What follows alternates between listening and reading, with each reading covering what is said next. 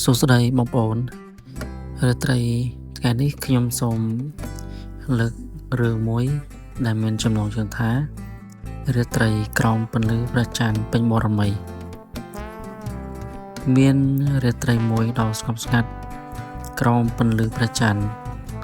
ពេញបរមីដ៏ភ្លឺចាំងចែងគ្រួសារមួយកំពុងជួបជុំគ្នានៅទីតាំងទីធ្លាមុខផ្ទះដ៏សាមញ្ញរបស់ពួកគេភ្លើងចង្ក្រានកំពុងឆេះរងំបញ្ចេញពន្លឺពណ៌ទឹកក្រូចដ៏កក់ក្ដៅជះមកលើមុខមនុស្សម្នាក់ពួកគេអង្គុយជុំវិញភ្លើងនិយាយគ្នាលេងបណ្ដើរចែករំលែករឿងរ៉ាវប្រចាំថ្ងៃបណ្ដើរលោកតាអង្គុយនៅក្បែរចង្ក្រានចាប់ផ្ដើមរៀបរាប់រឿងព្រេងបុរាណមួយដែលនិយាយអំពីព្រះច័ន្ទនិងផ្កាយ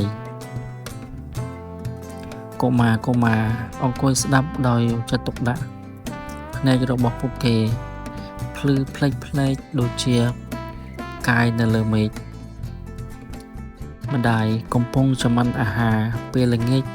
នៅក្នុងផ្ទះបាយដ៏តូចមួយចំណែកឯសត្វគោមួយក្បាលកំពុងស៊ីស្មៅយ៉ាងស្ងៀមស្ងាត់នៅក្បែរមុខរបងឈើ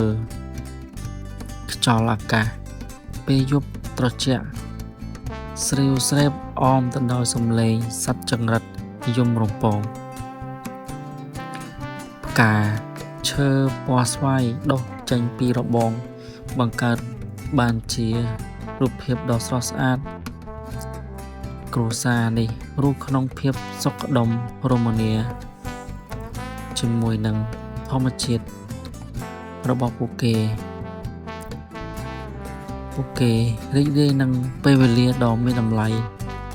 ដែលបានចាប់ផ្ដើមចំណាយពេលជាមួយគ្នារាត្រីកាន់តែយប់ជ្រៅចង្ក្រានចាប់ផ្ដើមរលត់បន្តិចម្ដងសមាជិកគ្រួសារម្នាក់ក៏ក្រោកឈរលាគ្នាទៅចូលក្នុងផ្ទះរបស់ពួកគេចូលគេងដោយស្នាមញញឹមនៅលើមុខដោយដឹងថាពួកគេមានគ្រួសារដ៏កក់ក្ដៅនិងជីវិតដ៏សាមញ្ញមួយពេលដែលអ្នកភូមិម្នាក់ចូលទៅក្នុងផ្ទះអស់ហើយពន្លឺភ្លើងចង្ក្រានរលត់សុងនៅតែផេះក្រហមតិចប៉ុណ្ណោះសត្វចង្រិតនៅតែបន្លឺឡើងបំពងសំឡេងហាក់ដូចជាកំពុងច្រៀងបទលលាដល់ឲ្យរាត្រីស្ងប់ស្ងាត់នេះព្រះច័ន្ទនៅតែរះភ្លឺចាំងចែងជះពន្លឺសមកលើផ្ទះឈើជុំវិញទីធ្លា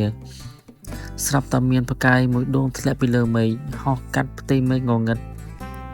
ពន្លឺរបស់វាចាំងចែងមួយផ្លែតមុននឹងរលត់បាត់ទៅវិញក្មេងប្រុសម្នាក់កំពុងមើលមេឃនៅតាមបង្អួចបន្ទប់របស់ពួកគេបានឃើញកាយធ្លាក់នោះប្រញាប់បិទភ្នែកហើយបួងសួងជូនពរសូមពរពីអ្វីមួយខ្ញុំសូមឲ្យគ្រួសាររបស់ខ្ញុំមានសុខភាពល្អនិងសុភមង្គលគេក៏ខ្សឹបប្រាប់ខ្លួនឯងបន្ទាប់មកគេក៏បើកភ្នែកឡើងហើយមើលទៅមេឃកាយរាប់លានដួងនៅលើផ្ទៃដ៏ចាំងចែងហាក់ដូចជាកំពុងញញឹមដាក់ពួកគេញញឹមត្រឡប់ទៅវិញហើយក៏ចូលគេងដោយក្តីសុខសាន្តពេលដែលព្រឹកព្រលឹមសំឡេងសត្វមាន់រងាវបន្លឺឡើងញាក់អ្នកភូមិឲ្យក្រោកពីដំណេកក្មេងប្រុសនោះក៏ក្រោកពីគេងហើយរត់ទៅចេញទីធ្លាគេឃើញគ្រួសាររបស់ពួកគេកំពុងរៀបចំអាហារពេលព្រឹក